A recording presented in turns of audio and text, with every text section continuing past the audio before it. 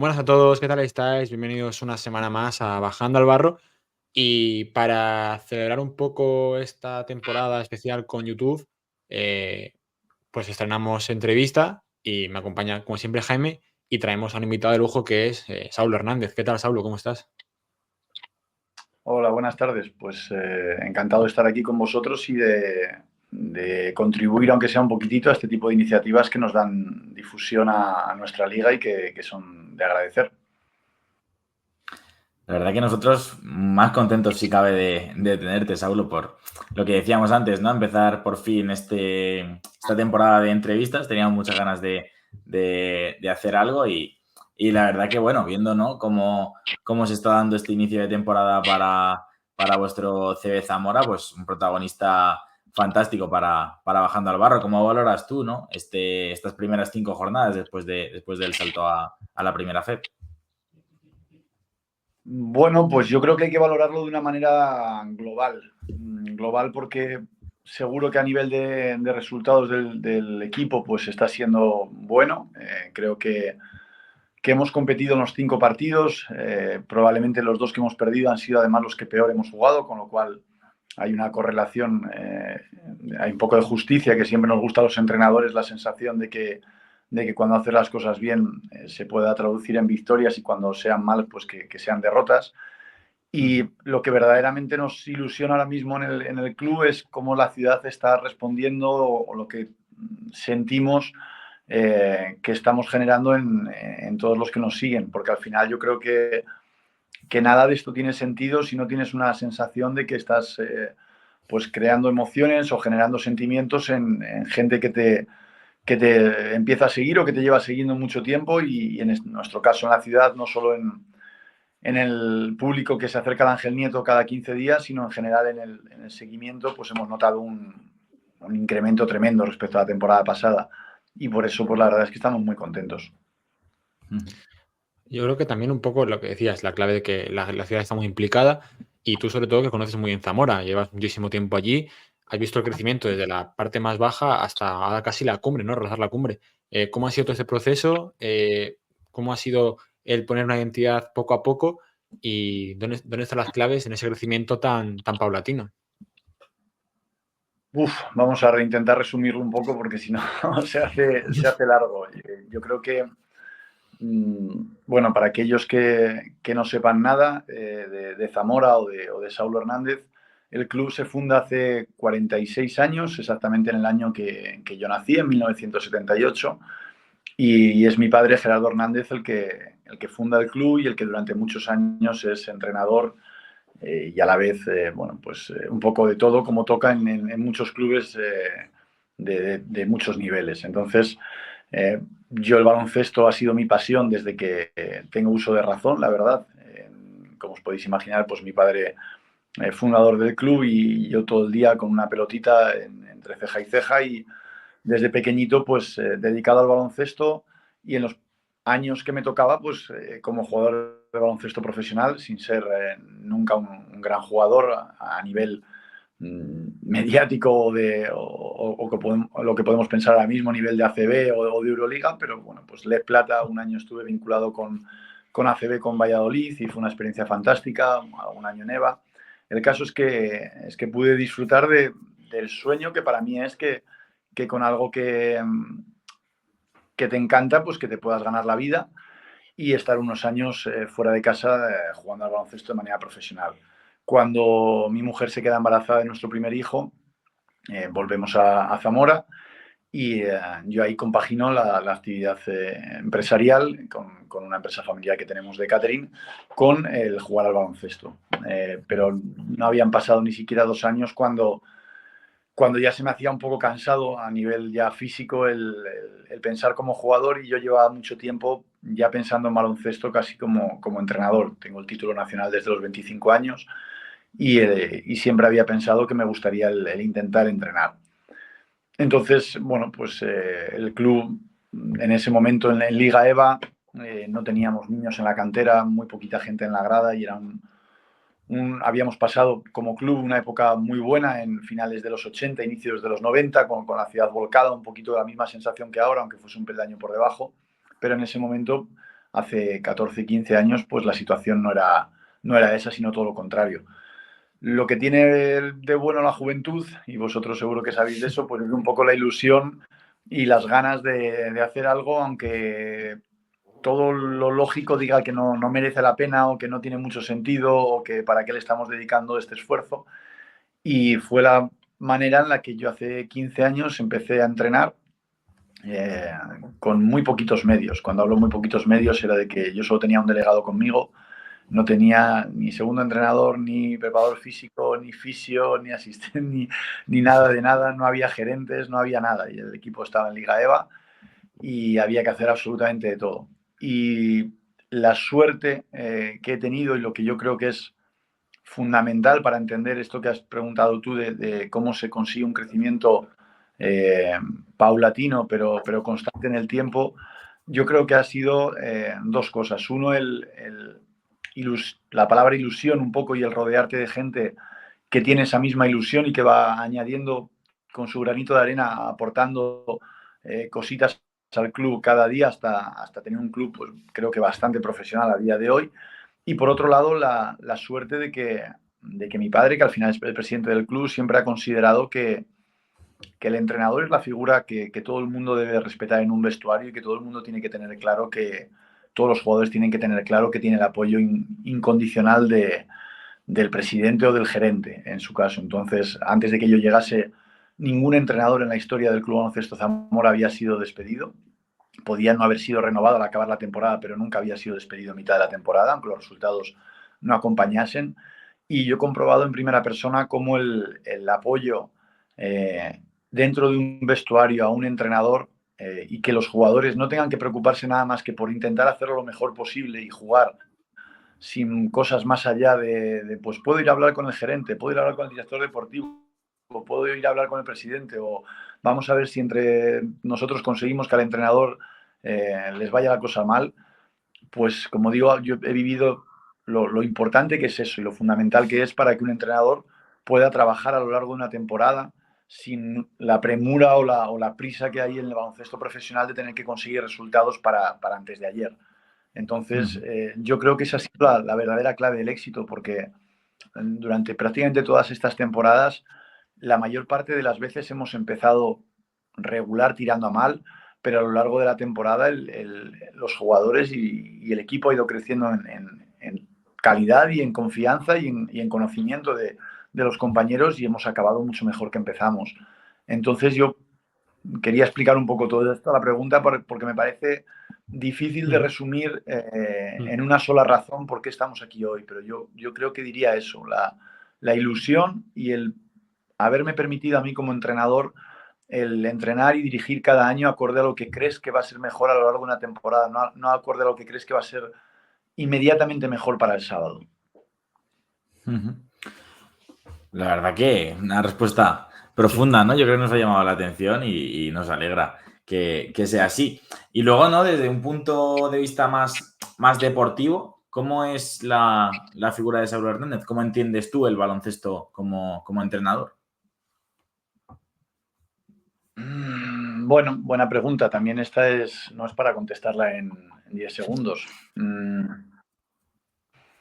Yo creo que la mayor dificultad quizás con la que nos enfrentamos los entrenadores, o al menos la que veo yo, es el cómo combinar las necesidades individuales que hay en un vestuario con la necesidad colectiva, que es lo que tú como entrenador quieres. Yo siempre le digo a mis jugadores que si pudiese conseguir que todos anotasen 25 puntos y cogiesen 10 rebotes para que sus estadísticas fuesen fantásticas al acabar la temporada, que no duden que lo haría, pero que no sé hacerlo, me resulta imposible.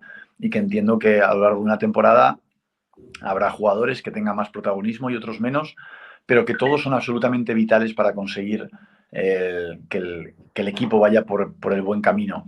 Entonces, claro, hay que también ponerse por un momento en la piel del jugador. El jugador, nos guste o no nos guste, vive de sus estadísticas para que cuando acaba la temporada su agente o otros clubes se interesen por él, consiga un mejor contrato o unas opciones de seguir jugando y su vida profesional depende de ello y en muchos casos la vida familiar. Entonces, me gustaría a mí vernos a todos nosotros en nuestros trabajos, si hubiese una estadística medible a cada fin de semana, que fuese lo que nos hace el poder tener mejores opciones de contrato al acabar la temporada, ¿cuántos renunciaríamos a nuestra estadística o cuántos llevaríamos bien el que la estadística mía no fuese lo brillante que creo que puede ser, pensando en el colectivo, en la victoria del colectivo? Bueno, yo creo que esto es lo que verdaderamente tenemos que los entrenadores trabajar cada día y conseguir hacer ver a los jugadores que no tenemos nada en contra de ellos a nivel personal, que simplemente intentamos sacar lo mejor del equipo. Y todo esto lo digo para que entendáis cómo ve Saulo el baloncesto. Y el baloncesto Saulo lo ve como una suma de personas que se deben de convertir en un equipo. Entonces yo creo que se diferencia muy rápido cuando ves a un conjunto lleno de individualidades o a un conjunto lleno de jugadores que comparten unos valores más allá de las estadísticas, de compromiso, de actitud, de pasión, de solidaridad, de generosidad en el pase o en el esfuerzo que no aparece en la estadística. Entonces, todo eso yo creo que es algo que cuesta mucho de inculcar, que hay que trabajar y explicar y motivar cada día. Y a nivel actitudinal creo que es lo que más me preocupa. A nivel técnico-táctico, pues yo creo que la respuesta es todavía más compleja. Pero yo lo voy a intentar simplificar con algo que me dijo un día un entrenador al que le tengo mucho respeto, que es que dice algo así como: Saulo, al final nos complicamos mucho la vida en el baloncesto. Esto consiste en que los mejores jugadores tuyos tengan el balón y tiren la mayor parte de las veces posibles, y los que no son tan buenos no lo hagan. Y por otro lado, esto consiste en que nos metan el menor número posible de canastas fáciles y que tú metas el mayor número posible de canastas fáciles. Bueno, pues estas dos premisas, que suenan a tontería, porque dicho así es como algo que dices, joder, es que esto es muy lógico. Pero los entrenadores muchas veces nos perdemos en cosas mucho más complicadas, cuando al final a lo mejor hay que hacerlo así. A lo mejor hay que intentar que las canastas fáciles que te metan sean las menores posibles, que tú metas el mayor número de ellas, y para eso quizás tus mejores jugadores son los que tienen que tener más tiempo la bola. Y eso es un poco por donde nos guiamos en el equipo. Has hablado un poco se resume un poco en todo en el colectivo, sí. Y al final, pues una gran temporada en segunda FEP el año pasado, están ya en primera FEP. ¿Esperabas tan buena adaptación a la categoría, pero también sobre todo a través de esa raíz que reside todo, que es el colectivo? Bueno, te mentiría si te dijese que como mínimo no pensaba que pudiese pasar. Es decir, al final yo el año pasado me cansé de decir que tenía la suerte de entrenar un grupo de jugadores que precisamente cumplían esto, y que en cada entrenamiento y en cada partido daban un ejemplo de cómo comportarse a nivel de personas y cómo comportarse a nivel de jugadores. Entonces, nuestra primera intención como club fue renovar a ese grupo de 5 o 6 jugadores que habían dado un extraordinario nivel: JP, Tony, Jacob, Kevin, Jonas y Suley, para ver si ellos en primera FEF, aunque éramos conscientes de que había un salto, pues pudiesen continuar y pudiesen sobre todo enseñar esta identidad de la que estamos hablando a los jugadores que viniesen nuevos, porque eso me iba a hacer la vida un poquito más fácil. Y después creo que también nos alegra mucho que en estas 5 primeras jornadas haya... Perdón porque me llamaron. Se cortó. No. Que decía que me alegraba mucho que en estas 5 primeras jornadas hayamos conseguido sacar 3 partidos, porque qué duda cabe que los equipos que renovamos a buena parte del bloque del año anterior empezamos la liga con un poquito de ventaja, que se va difuminando conforme avanzan las jornadas. Pero tú ese inicio tienes al equipo un poco más compenetrado que otros que partan de cero, y para nosotros era muy importante que esa sensación de que al inicio podíamos ir un poco mejor se tradujese en victorias que a buen seguro serán importantísimas durante la temporada. Entonces, bueno, pues muy contento de haber sacado esas 3 victorias, y ahora pues a trabajar cada semana para ir intentando sumar más. Más allá de las renovaciones, yo tenía, curiosidad en ver, ¿no? ¿En qué cambia el pensamiento para confeccionar una plantilla de segunda FEP a primera FEP, por ejemplo? Y luego, ¿hasta qué punto está inmerso Saulo Hernández en el mercado de fichajes, en confeccionar la plantilla? Bueno, inmerso estoy completamente, porque la figura de director deportivo profesional no la tenemos, con lo cual yo soy la persona responsable de hacer los fichajes. ¿En qué cambia la configuración? Yo creo que hay algo que conforme se va saltando de categoría es muy evidente, y es el tema físico.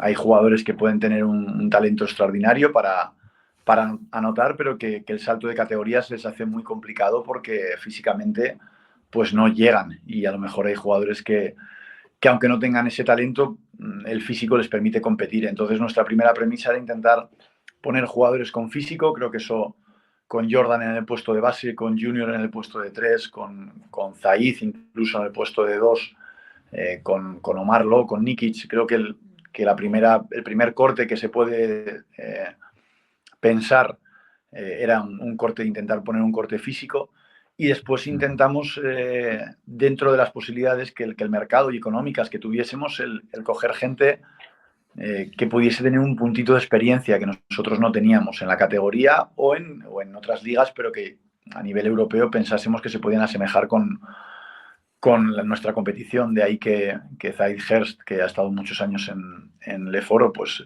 pudiese cuadrarnos, que Nikic, que ha estado en Alba Berlín, que Jordan Walker, que ya lleva 3-4 años en Europa y que viene de jugar también a buen nivel en Hungría o en la Liga Adriática, pues pensásemos que podía estar. Y ese es un poco lo que intentábamos a la hora de los fichajes, que conociesen la liga si podía ser, como el caso de Ondra Hanley, que tuviesen experiencia y que nos diesen físico para poder competir. Has hablado antes también, pues, de los jugadores que tienes el año pasado, ¿no? Uno de ellos era Jonas Pauste, que obviamente destaca muchísimo, ya por altura, por molde. Teniendo un equipo donde destaca el talento y ahora mismo de tus generadores, y que se puede nutrir a Pauste a través de esta vía, ¿cómo es el encaje de Pauste en pues que es un perfil tan especial, pues lo que he dicho, altura, molde, crecimiento? ¿Cómo es el encaje de un jugador como él en un equipo con tanto dinamismo y talento? Y ¿cómo llegas a decir que, por ejemplo, Jordan Walker, que es un jugador totalmente desconocido, pues cómo se llega a un jugador como él para nutrirlo dentro de la plantilla? Bueno, en el caso de Jonas tengo que decir que él lo hace extraordinariamente fácil, porque lo he comentado en alguna otra ocasión. Jonas es un chico muy especial al que le tenemos un cariño inmenso, porque es una de las personas más humildes que he conocido y más currante. Entonces él jamás se ha quejado cuando el equipo iba para arriba, para abajo, para arriba, para abajo, y él le veías con sus 2.24 intentar seguir el ritmo. Ni una sola vez ha mirado en modo, oye, que no sé si os dais cuenta de que a mí me cuesta seguiros, sino que él se intenta acostumbrar, a la vez que nosotros pues tenemos que aprender como equipo que cuando él está en la pista, si no tenemos una situación clara de contraataque o de transición donde podamos encontrar canasta rápido, pues a lo mejor tenemos que intentar ser un poco pacientes y buscar a Jonas. Qué duda cabe que el año pasado, especialmente en los primeros meses, pues prácticamente todo lo que hacíamos giraba en torno a acostumbrarnos a jugar con Jonas, porque como tú has dicho, pues es un jugador muy especial que te condiciona en defensa y en ataque muchas de las situaciones que tú puedes plantear como entrenador, por sus características un poco únicas. Este año, precisamente por mantener a un bloque de gente importante la temporada pasada, pues ha sido más fácil el adecuar a los nuevos, y rápidamente lo han encontrado y entienden cómo hacerlo. Y bueno, aunque ahora no está lesionado, pero creo que ha demostrado ya en 4 partidos que su adaptación a la liga es más que correcta, y espero que una vez vuelva a la lesión, pues que siga por la misma línea, no tengo ninguna duda. En el caso de Jordan, bueno, pues tampoco vamos a ponernos medallas, porque no creo que no procede. Hay veces que haces fichajes que cuadran, otras veces que no. Cuando llega el verano recibes decenas y decenas de jugadores de un montón de agentes, y te fijas en cosas que te puedan destacar, digamos. En el caso de Jordan, pues nosotros nos fijábamos en que puede hacer por su físico las posiciones de 1-2, dado que teníamos a Tony y a JP, creíamos que era importante. Nos fijábamos en que que ya lleva unos años en Europa, no era un rookie que viniese a una liga por primera vez, y las referencias personales que teníamos pues eran extraordinarias, y nos fijábamos que era un jugador que estaba acostumbrado a tener la bola en momentos importantes, y creo que tener a alguien así, especialmente cuando vas a una categoría nueva, pues es algo que nosotros buscábamos. Apostamos por él, probablemente fue nuestra apuesta más fuerte, y hasta ahora tengo que decir que estamos encantados, porque además del rendimiento que veis los sábados en el día a día, es otro chaval excepcional, un currante, y está más que integrado en el equipo. Yo tengo, bueno, que hacer el apunte, ¿no? A ver, no ponernos medallitas, pero Jordan Walker sale muy bien, mantienes un bloque de un montón de jugadores que salen bien. Luego, por ejemplo, el caso de Seth Hurst, que es un jugador que el año pasado pues quizá no da su mejor rendimiento, aunque todos sabíamos que tenía un grandísimo jugador dentro, y vuelves a apostar por él, ¿no? Al final, digamos, algo se hará desde Zamora para que las cosas salgan bien, ¿no? ¿Dónde ves tú que se consigue ese puntito para, pues digamos, no sé, que los fichajes lleguen con buen pie, que los jugadores quieran renovar, etcétera, etcétera? Bueno, yo creo que hay dos cosas aquí importantes para esto. Una es el trabajo previo de investigación, digamos, de preguntar sobre la persona, más que sobre el jugador. El jugador, al final, hoy en día, ya todos tenemos acceso a Internet o a Instat, o cada uno a lo que pueda conseguir, pero al final todos podemos ver lo que es el jugador a nivel deportivo. Lo que hay que ver es, o lo que a mí me preocupa mucho, es cómo es el jugador a nivel personal. Y todas las informaciones que yo intento recabar van un poco en esa línea. Y es muy complicado que si a mí alguien, bueno, complicado no, imposible, si alguien me dice que un jugador no es buena persona, o creemos que no va a encajar, o que antepone unos intereses por encima de otros, pues ese jugador automáticamente lo desechamos, porque creemos que no va a valernos, ¿vale?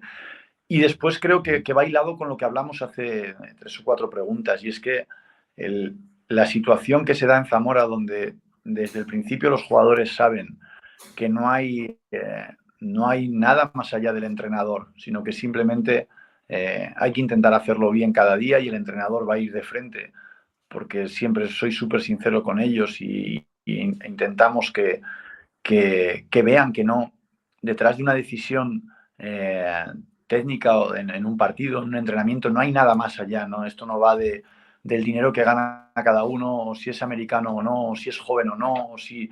No, yo les intento demostrar que son todo decisiones que vienen motivadas por su rendimiento en un entrenamiento o en un partido, y eso creo que hace la vida mucho más confortable para el jugador, porque el jugador muchas veces está preocupado, o le vienen muchos fantasmas a la cabeza de no estoy jugando porque este otro es amigo del gerente, o es que no estoy jugando porque es que este otro es el americano del equipo y tiene que jugar, o es que no estoy jugando por... Y eso le desvía de centrarse en lo verdaderamente importante, que es que no estás jugando porque no te lo estás mereciendo, y porque tienes que hacer algo distinto, y porque el entrenador te está explicando dónde tienes que mejorar y no lo estás haciendo. Entonces yo creo que aquí el ir desde el día 1 con esa honestidad por delante y con esa transparencia, creo que ayuda mucho a los jugadores a no comerse la cabeza, vulgarmente hablando, con otras historias, y a dar su mejor versión. Y es algo que lo venimos comprobando casi año tras año. Hablando también de lo que es el conjunto de la plantilla, estando la plantilla tan en crecimiento, el equipo en crecimiento constante, ¿cómo es contar con una plantilla joven, con tantos jugadores en desarrollo? A mí me gusta mucho. Sé que a lo mejor otros entrenadores, y lo entiendo, y también tengo que decir que yo no hemos tenido nunca en el club la capacidad económica para acudir a un mercado donde el grueso de tu plantilla esté formado por jugadores en su madurez deportiva, entre 28, 30, 32 años, que ya te dan su máximo, sino que siempre hemos tenido que apostar, o hemos apostado por jugadores jóvenes con mucho talento, con mucha proyección, con mucho físico, y a los que había que a lo mejor enseñar o tutelar, o llámalo como quieras.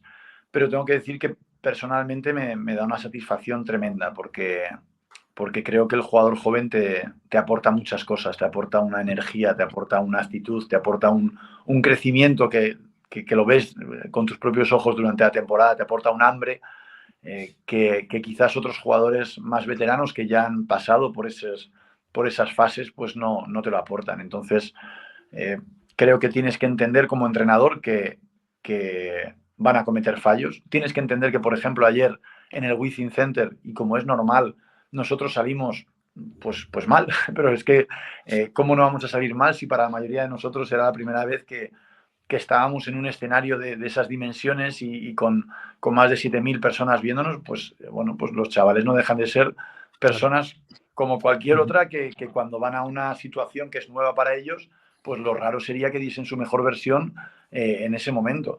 Pero lo que hay que ver es cómo esos jugadores evolucionan y a lo mejor a la vuelta de 4 meses, pues en el siguiente escenario que se vean, ya esa parte de la sorpresa la tienen superada y vemos su mejor versión. Entonces, si como entrenador eres capaz de aceptar las cosas malas que te va a dar el tener un grupo de jugadores jóvenes, a mí me encanta todo lo que te dan de bueno. De todas formas, Saulo, corrígeme si me equivoco, ¿no? Pero hay veces que, según el estilo de baloncesto que tú nos explicas que quieres proponer, es más fácil, ¿no? Tener jugadores jóvenes en el sentido de, pues, conceder las menos canastas fáciles posibles, anotar el mayor número de canastas fáciles posibles, que al final a veces son dogmas, ¿no? Más propios de un baloncesto de formación y de un estilo quizá, pues, que a lo mejor jugadores que llevan más tiempo jugando, pues entienden más lo que dices tú, ¿no? El juego para más desarrollado o más en profundidad, que esas cosas quizá pues las pasan por alto y es más fácil, ¿no? Que un jugador más joven o con más hambre en ese sentido se pueda adaptar más a lo que el entrenador le pide que un jugador que lleva ya más años jugando. Sí, lo que pasa es que yo creo que aquí no debemos de confundir lo que a mí me puede gustar con dogmas, como has dicho, como que sean líneas rojas que no se pueden pasar. Es decir, aquí intentamos, o yo intento, el mezclar todo. Son jugadores jóvenes, pero gastamos mucho tiempo en enseñarles a jugar y en enseñarles el juego en profundidad, como estás diciendo. Pero es que viene Zaid Hurst y Zaid está a sus 32 años haciendo un esfuerzo tremendo para a nivel defensivo coger conceptos que nosotros en el equipo tenemos y que al principio pues, le costaban mucho más de lo que le cuesta ahora. Entonces, me imagino que como cualquier otro entrenador tienes que intentar balancear un poco lo que te gusta con las características de los jugadores, con el rendimiento a futuro, pero también el rendimiento inmediato, porque que yo haya dicho antes que no me obsesiona la victoria del fin de semana, eso no quiere decir que yo no vea lo importante que es la victoria del fin de semana y lo necesaria que es en el baloncesto profesional el ir sacando cada semana resultados positivos. Entonces, sí queremos una especie de baloncesto de formación, como has dicho, pero cogiendo cosas del baloncesto profesional e intentando hacer una mezcla que siempre, cuando yo era jugador, yo pensaba, hay como frases hechas en el baloncesto que yo decía, yo creo que se puede intentar, que no sean verdades. Los jugadores jóvenes no pueden ser partícipes de un equipo campeón. Bueno, el año pasado nosotros hicimos la mejor temporada histórica de un equipo en Les Plata y creo que éramos el segundo equipo más joven detrás de Valencia o el tercero detrás de Valencia y Canarias. Jugadores veteranos, lo típico de son mercenarios, van a sitios. Bueno, pues yo he tenido jugadores veteranos este año, sin ir más lejos, Zaid Hurst, que es lo contrario a un mercenario. Es un jugador encantador, hiperdispuesto en el día a día, súper currante, que está intentando asimilar todo lo que le decimos, que no pone ni una mala cara. Bueno, yo creo que es intentar demostrar que muchas veces creo que pasamos por alto lo más importante de todo, que es el tocar la persona del jugador, no sus características físicas y técnicas y tácticas, sino el que la persona se sienta respetada, se sienta motivada, se sienta ilusionada, se sienta escuchada, se sienta partícipe de algo que le llena y de algo que realmente cree que es bonito. Y el conseguir eso es lo más complicado como entrenador, bajo mi punto de vista. Pero cuando lo consigues, es fantástico. Porque cuando lo consigues ves como jugadores que hasta ese momento a lo mejor no habían tenido en otro sitio una actividad y un rendimiento determinado, de repente contigo lo consiguen. A lo mejor jugadores que te decían en otros sitios que, bueno, pues aquí no ha cuadrado mucho y no se involucra y de repente le ves involucrado como el que más. Bueno, pues al final yo creo que todos, como digo, somos personas y depende de con qué amistades estés o de qué medio ambiente te rodee en un determinado momento, pues das tu mejor versión o das otra distinta. Y aquí intentamos eso, conseguir que la mejor versión posible de cada uno la saquemos. Y a nivel dirección de partido, que has estado en varias categorías, como he dicho antes, ¿qué te está exigiendo esta primera FEP que no te exigían otras categorías como pues, segunda FEP o tercera FEP? ¿Qué notas diferente? Bueno, noto una cosa súper clara y es si tienes una falla en ataque o en defensa, algo que tienes un jugador que en su emparejamiento está desequilibrado, tienes una defensa de bloqueo directo que no cuadra, tienes lo que sea, el equipo contrario y su entrenador y su staff técnico tardan 0,0 en buscártelo y en 2 minutos destrozarte el partido. Entonces tienes que tener una sensación de intentar llevar el plan A, B, C, el tenerte estudiado todo, el haber trabajado con los jugadores, si ellos hacen esto, queremos hacer esto, pero ojo, si hacen esto, nos gustaría hacer esto, y vamos a pensar que puede pasar esto. Y cuando estemos en la pista, reaccionar desde el banquillo lo antes posible a diferentes quintetos que haya en pista por el otro equipo o por tu equipo, es decir, notas mucho más nivel. En Les Plata yo tenía una sensación de que yo podía estar viendo que estábamos haciendo algo mal, pero el equipo contrario no nos castigaba. Ahora tengo la sensación de que casi yo no he visto todavía que estamos haciendo mal y el equipo contrario ya te ha castigado de manera grave. Entonces, ese salto de nivel, tanto por parte de la dirección técnica como por parte de los jugadores, que hace que te castiguen, es lo que más estoy notando en este inicio. A principio de temporada nosotros grabamos un vídeo sobre jugadores jóvenes, ¿no?, a tener en cuenta en la categoría, y uno de los nombres que comentábamos con Sergio Grabade, nuestro compañero, era el de Tony Naspler. ¿Cómo ves tú, no, el desarrollo de un jugador que al final, pues eso, también está en el foco de equipos de liga andesa, como puede ser el propio Manresa, y además de un perfil físico tan distinto y tan especial que llama tanto a la vista cuando nosotros lo vemos jugar? Bueno, aquí lo primero que tengo que decir es que estoy súper en desacuerdo con cómo se trata a los jugadores españoles y en general europeos en edades tempranas. Y voy a explicar muy rápido por qué. Cuando viene un rookie de Estados Unidos, rápidamente le decimos que bueno, es su año rookie y ya con eso explicamos posibles problemas de adaptación, que no sea consistente, que hay que darle tiempo porque entendemos que es un año rookie. Bueno, si no me equivoco, el año rookie de un jugador que salga de college me parece que está en 23 años. No sé si 23 para 24 o 22 para 23. Perdón. Entonces, lo que pasa con los jugadores españoles y europeos es que no sé muy bien cómo hemos llegado a un punto en el que parece que si con 20-21 años no eres una especie de Luka Doncic, pues poco menos que es que te has quedado estancado, no eres lo que esperábamos, no estás siguiendo la progresión adecuada. Y eso, bajo mi punto de vista, es una falacia, es una mentira. Es decir, cada jugador tiene su progresión. 20, 21, 22 años es una edad súper temprana en el desarrollo de un jugador profesional. Y yo os puedo poner 2 ejemplos, Tony Naspler y Ondra Hanlik. Los dos extraordinarios jugadores para su edad. Pero los dos quizás con una sensación alrededor, no digo que sea la que tienen ellos, que una sensación alrededor de que no están cumpliendo los objetivos para los que podían estar llamados para esta edad. Y yo, claro, yo me quedo así y digo, Ondra, 22 años, ha estado ya en ACB, ha debutado con la selección absoluta checa, ha metido 11 puntos por partido en Leforo, ha debutado, no sé si ha llegado a debutar en Euroliga.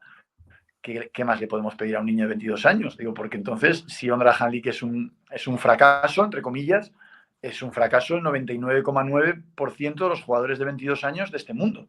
Tony Naspler, 20 años. El año pasado, uno de los mejores jugadores de la competición con 19 años en Les Plata, en el mejor equipo histórico de la Les Plata.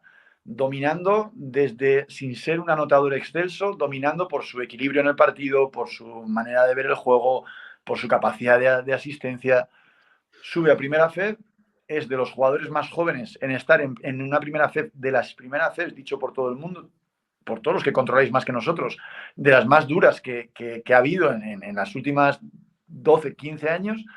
Y como no ha reventado, digamos, en los primeros 5 partidos, pues parece que Tony Naspler no se acaba de acostumbrar a la categoría. Y yo me llevo las manos a la cabeza. O sea, me parece un sinsentido el juzgar a los jugadores por 2, 3, 5, 8 jornadas con 20, 22 años, cuando son jugadores auténticamente buenísimos. Y no lo digo por Tony y por Ondra solo, otros tantos que hay en otros equipos que tienen un nivel tremendo y que parece que les exigimos, pues lo que digo, que sean todos Ricky Rubio y Luka Doncic con 20, 22 años. A mí Tony personalmente me enamora. Me enamora porque entiende de baloncesto y porque cuando está en la pista todo parece que tiene un equilibrio y un sentido.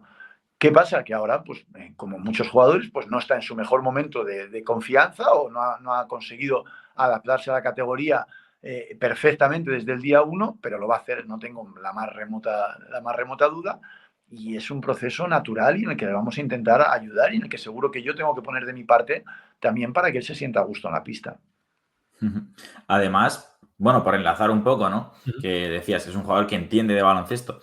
Es que le hemos visto, ¿no? Esta misma temporada hemos visto quintetos tuyos en los que, hablando mal y pronto, ¿no? Juegan 3 jugadores pequeños con Naspler defendiendo aleros, por así decirlo. O sea, que al final es un jugador que quizá no esté anotando los puntos que pudiera anotar o teniendo las cifras de la temporada pasada, pero está haciendo cosas que si ves el partido, ¿no? Parece que es un jugador importante, que entiende lo que tiene que hacer, que es sacrificado, que al final también es importante, sobre todo también para todos los jugadores, pero para los jugadores jóvenes ver ese sacrificio también es de agradecer.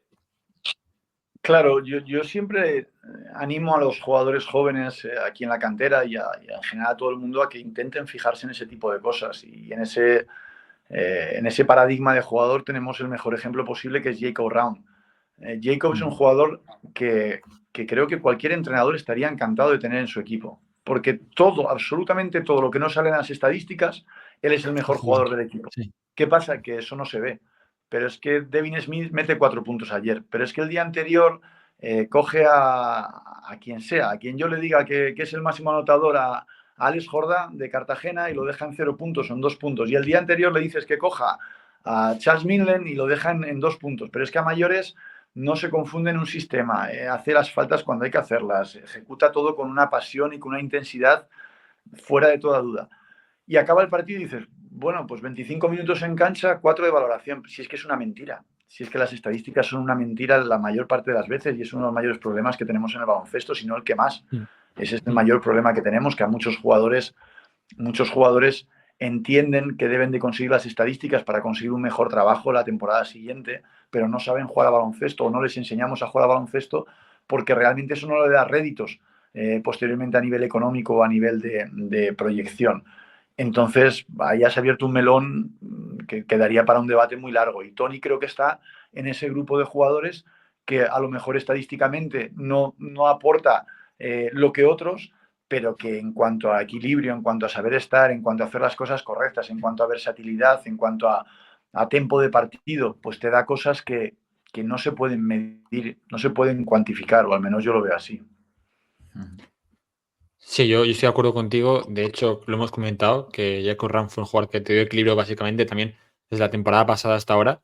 Y es que ha sido una garantía también para estirar lo que ha sido el traslado de segunda CEP a primera CEP, ¿no? Y hay varios jugadores que te lo han dado, pues ya sean Buckingham, ya sean Powell, pero creo que Round, en ese sentido, es un jugador que te ha dado pues un poco ese pilar para que todo lo que fuese el ascenso y asentarse en la categoría saliera bien, ¿no? Porque lo hemos comentado muchas veces, ya no solo por carisma, que también lo tiene, sino por el buen hacer que tiene en pista, por lo que tú has dicho, de que coge a un jugador, sabe cuál tiene que parar y lo frena y lo hace bien. Entonces, creo que es clave tener jugadores así y creo que en Zamora eso se está entendiendo perfectamente. Claro, y lo que os digo es que ya no voy a lo que no sale en las estadísticas del partido, es lo que no sale de lunes a viernes. Es decir, tener jugadores como Jacob, como Kevin, como tantos otros que llegan un martes por la mañana reventados aquí en Zamora, que ahora empieza el frío, y que les ves que en los 5 primeros minutos del entrenamiento están animando a todo el mundo y están poniendo el nivel de intensidad que tú quieres para el entrenamiento, ¿eso dónde salen las estadísticas? No sale en ningún sitio. Pero eso es lo que te está dando a ti como entrenador la posibilidad de exigir sin tener que levantar la voz. Simplemente los compañeros ven al capitán y al americano del equipo haciendo esto y dicen, ostras, si no lo hago yo, va a salir muy claro que no puedo estar en esta plantilla. Entonces, ese tipo de cosas yo creo que son fundamentales, y cuando antes me preguntabais ¿en qué te fijas para fichar? Bueno, pues en este tipo de cosas. Muchas veces te tienes que fijar.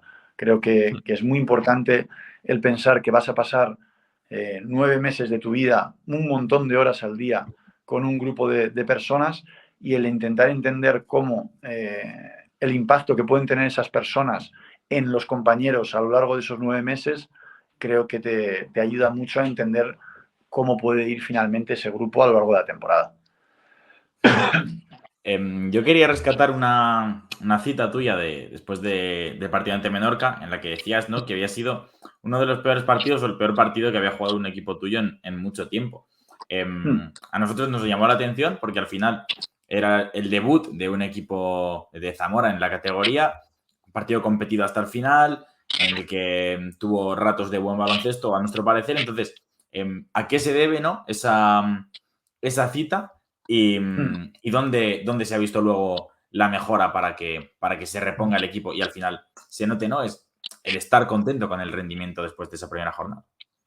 Bueno, yo creo que hay que contextualizar por qué lo dije y lo que quería decir. Evidentemente, he tenido, dado que llevo 15 años entrenando y he entrenado durante muchos años en Liga EVA, he tenido equipos que han jugado peores partidos, si por partido llamamos baloncesto puro y duro, de lo que jugó la primera jornada. Lo que quería decir era que había sido uno de los peores partidos que yo recordaba respecto al potencial que puede tener ese equipo, respecto a cómo me gustaría que jugase ese equipo ese día a las alturas de la temporada que nos encontramos, del tiempo que había entrenado. Y me reafirmo, y como le decía a los jugadores después de la victoria contra Cartagena, la sensación que yo tuve en Menorca era que el jugador parecía que nos conformábamos con competir. Éramos recién ascendidos, no sabíamos si podíamos competir o si íbamos a perder fácil, y en ese partido la sensación que había mucha gente al acabar, muchos aficionados que te mandan un mensaje diciendo, bueno, bien competido, buen partido, habéis estado cerca, joder, qué guay, tal, no sé qué. Y yo como entrenador, yo lo que veía era un partido donde habíamos perdido infinidad de balones tontos, donde fallamos, si no recuerdo mal, 10 tiros libres seguidos en el segundo cuarto, donde hacemos situaciones defensivas que normalmente no hacemos y que las hicimos mal continuadamente, donde Víctor Arteaga fue el MVP de la jornada porque realizaba la misma jugada 5 veces seguidas y no éramos capaces como equipo, ni individual ni colectivamente, de ponerle una traba a eso. Entonces yo veía muchas cosas que me hacían tener la sensación de, vale, hemos competido, pero es que si hubiésemos hecho las cosas medio normales, a lo mejor habíamos tenido opciones de ganar. Lo que pasa es que ese día, como era el debut y no sabíamos si íbamos a poder competir, entre comillas, pues parecía que nos conformábamos con ese perder de pocos puntos. Y por ahí viene la sensación mía de frustración, y quería dejar muy claro que a mis jugadores y a todo el mundo que no nos fijásemos en el resultado, que el partido había sido malo, y a mí me gusta a mis jugadores después hacerlo en el scouting, que lo vean. Es decir, no es una frase que suelta el entrenador en un momento de calentón. No, mira, yo he dicho esto y lo he dicho por todo esto que vais a ver ahora. Y al acabar el vídeo digo, ¿pensamos lo mismo o no? Y claro, ahí todo el mundo dice, pues es que tenías toda la razón, es que hemos hecho todas estas cosas mal y había que haberlo intentado hacer mejor, o había que considerar hacerlas mejor. Y afortunadamente, pues el equipo dio un paso adelante. Yo creo que se creyó, o nos creímos, que no solo podíamos competir, sino que podíamos intentar llegar a los minutos finales con opciones de ganar y ver qué pasaba. Y en las jornadas posteriores, pues el equipo ha ido en crecimiento y hemos conseguido encadenar 3 victorias consecutivas. Y ayer, bueno, pues ayer Estudiantes sí que es mejor que nosotros, con merecimiento, y nos saca del campo. Bueno, yo respecto al partido de Estudiantes ayer, lo hemos destacado antes hablando en el post, ¿verdad, Jaime? De que si algo que destacó Zamora ayer es que, aparte de que, bueno, de que Zairis Herst fuera capaz de atacar al jugador de Estudiantes con una situación muy parecida durante muchos tramos, y que encima Otro equipo seguramente, con todo el respeto a los demás equipos, da el partido por cerrado. Ayer Zamora no. Y es una cosa que nos llama la atención porque Cartagena también lo viene haciendo, que es un equipo que se agarra muy bien a los partidos, que tienes que ganar a lo mejor de 20 y todavía no te garantizas que te pueda ir del partido. Pues con Zamora da un poco esa sensación, ¿no? Que está muy bien trabajado en el sentido de que, pues mira, me puedo meter en el partido, veo ese resquicio, encuentro mis situaciones. ¿Con qué sensación te vas a ir del Wizzing Center? Porque desde fuera parece que ayer Zamora se agarra bien al partido y compite verdaderamente bien ante un Estudiantes que no supo cerrar, en mi opinión, el partido.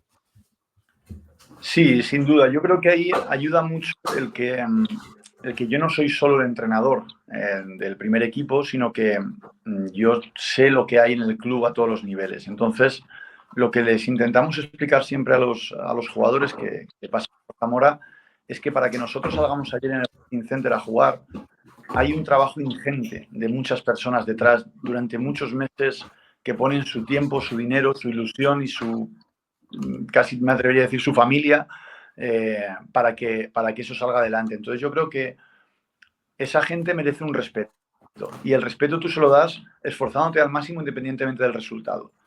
Que además eres suficientemente bueno como para ganar, joder, miel sobre hojuelas, estamos aquí para eso. Pero creo que como tú has dicho, a cualquier aficionado, no tiene que ser entendido del baloncesto, no, le das a elegir entre ayer dar el partido por perdido y acabar de 25, 30 o 35, que nadie te criticaría porque es Estudiantes, porque eres Zamora, porque es casi lo normal, entre comillas. O ver cómo, aunque eres consciente de que casi no hay opciones, tú luchas hasta el final por dar tu mejor imagen y creo que no hay una sola persona que no eligiese la opción B, ¿vale? Para su equipo. Entonces eso es lo que le intentamos decir a los jugadores, que dado que es la mejor opción, sin discusión, pues no hay razón para no hacerlo, que nos va a permitir crecer, que algún día va a sonar la flauta, que no hay ninguna razón, como digo, que haga pensar que es mejor tirar la toalla. Y esa parte yo sí que estoy súper contento y orgulloso de los chicos porque lo tienen interiorizado, creo que representan al club y a la ciudad muy bien y eso es digno de mención. Y luego, prácticamente para terminar, yo quería preguntarte por dos cosas. Primero, ahora ya todo lo pasado, ¿había en la temporada pasada un objetivo de ascenso en Zamora? Y una vez conseguido, fuera objetivo o no, ¿qué tiene que pasar para que este proyecto pueda asentarse en la categoría? Bien, es buena pregunta. Mira, el año pasado nosotros en ningún caso partimos con un presupuesto o con una plantilla, creo que para hacer lo que hicimos. Esa es mi sensación y creo que compartida por mucha gente. Lo que pasa es que lo bonito del deporte es que precisamente pasa esto a veces, que 1 más 1 no son 2, sino que se suman una serie de jugadores en un vestuario y desde el principio notas que la química es especial, no solo la química, que las cualidades de un jugador se complementan perfectamente con las cualidades de otro, que empiezas a ver que las cosas van bien. Y yo desde el principio notaba que la cosa iba bien, pero en ningún caso pensamos en ascenso hasta la final de la Copa. ¿Por qué hasta la final de la Copa? Porque, como sabéis, en Les Platas está dividido en 2 grupos. Dado que son 2 ligas diferentes, puede darse la situación de que tú en tu grupo hayas jugado, como ya habíamos jugado, contra todos los equipos y supiésemos más o menos nuestro nivel contra todos los equipos, pero podía pasar que en el otro grupo fuésemos a jugar a la final de la Copa, Cartagena nos sacase de la pista de 35 y tú tuviese la sensación de, bueno, a lo mejor soy el mejor de nuestro grupo, pero en el otro grupo hay 3, 4, 5 equipos que en condiciones normales, por lo que acabo de ver, nos van a pasar por encima. Cuando en la final de la Copa competimos, ganamos, aunque ellos lo tuvieron también ganado en la primera prórroga, pero bueno, fue un partido de tú a tú y tuvimos la sensación de, oye, en el otro grupo son muy buenos, pero parece que nosotros también podemos competir contra ellos.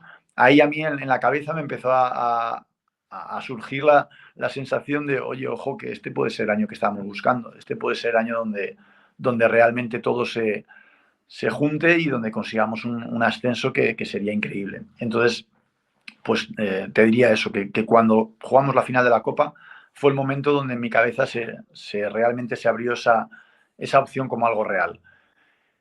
Y después, ¿qué hay que pasar para consolidarse en la categoría? Yo creo que pasa principalmente por mantenerse este año, es de perogrullo, pero quiero decir, este año la ciudad ha hecho un esfuerzo tremendo para que estemos disfrutando de esta maravillosa competición. Instituciones públicas, instituciones privadas, aficionados, prensa, sensación de todo el mundo, gente que se ha unido al club para echar una mano en el día a día.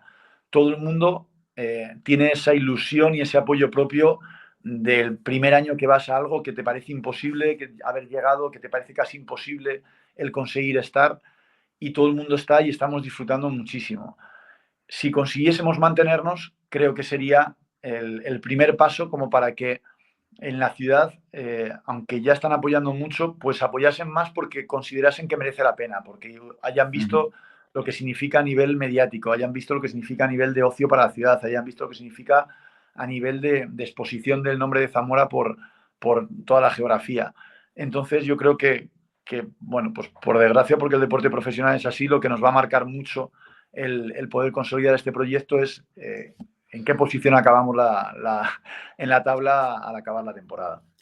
Te lo enlazo con otra cosa porque me llama la atención. Cuando consigues un ascenso deportivo, sea el caso o no de Zamora, que esperemos que no, ¿existe ese miedo de vamos a conseguir lograr el ascenso en lo extradeportivo? ¿Nos puede pasar factura luego en unos años si no sabemos medir, pues con presupuestos, con fichajes que a lo mejor no teníamos que haber hecho? Eso me rodea la cabeza, es recurrente porque desafortunadamente pasa más de lo que querríamos en algunos clubes. Y no sé si todos los clubes que consiguen dar esos pasos de ascender de categoría lo tienen en mente. Bueno, aquí puedo casi asegurarte, nunca digas nunca jamás, pero te aseguraría al 99% que eso no va a pasar. ¿Por qué? Porque, bueno, tanto mi padre, que os he dicho que es el presidente del club, como yo, como os he comentado antes, tenemos una empresa familiar de cierto tamaño y tenemos muy claro en el baloncesto como en la vida que no puedes gastarte más que lo que ingresas. Entonces, la razón por la que, si te acuerdas, me decíais, una de las primeras preguntas era, ¿y este crecimiento paulatino, lento pero constante que habéis conseguido? Es que era lento porque jamás decidíamos gastar ni un euro más de lo que se tuviese. Y si durante años no había dinero para gastar más, pues intentabas hacerlo lo mejor que podías con ese dinero. Entonces nosotros tenemos muy claro que hasta donde llegue el tema económico llegará, pero que no vamos a hipotecar en absoluto al club ni se va a hacer locuras. Entonces, bueno, pero tengo que decir que rompo una lanza, entre comillas, en favor de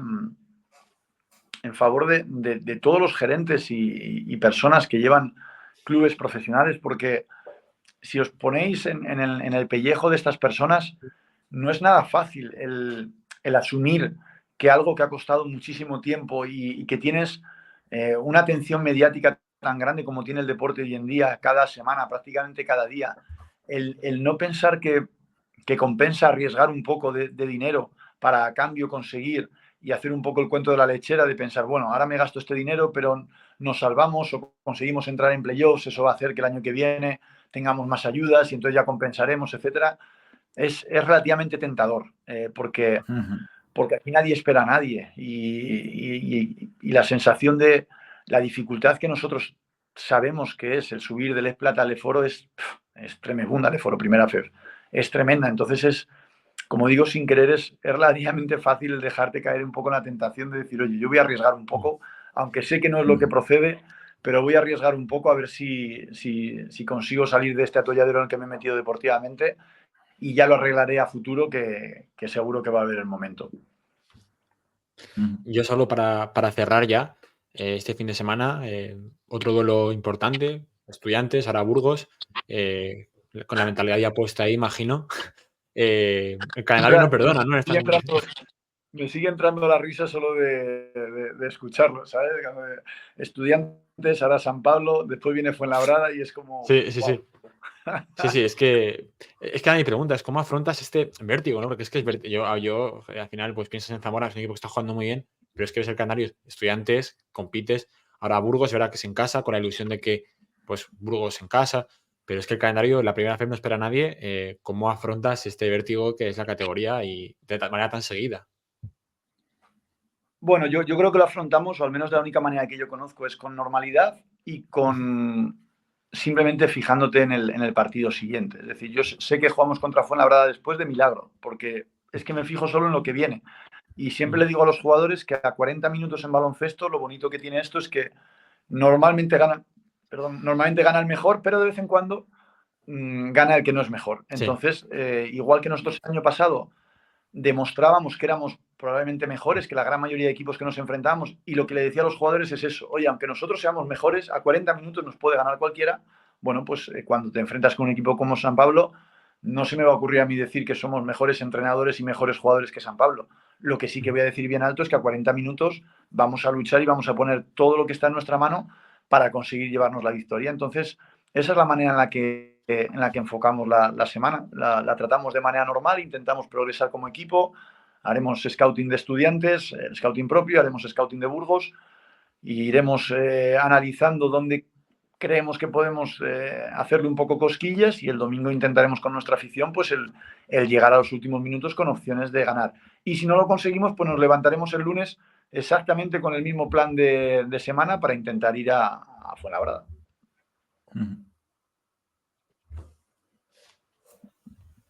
Pues yo, por mi parte, Saulo, agradecerte que hayas pasado por aquí. Ha sido una auténtica delicia hablar contigo de baloncesto, de la vida en general, porque al final también va de la mano. Y pues muchas gracias por darnos esta charla, que ha sido espectacular. Como he empezado, gracias a vosotros.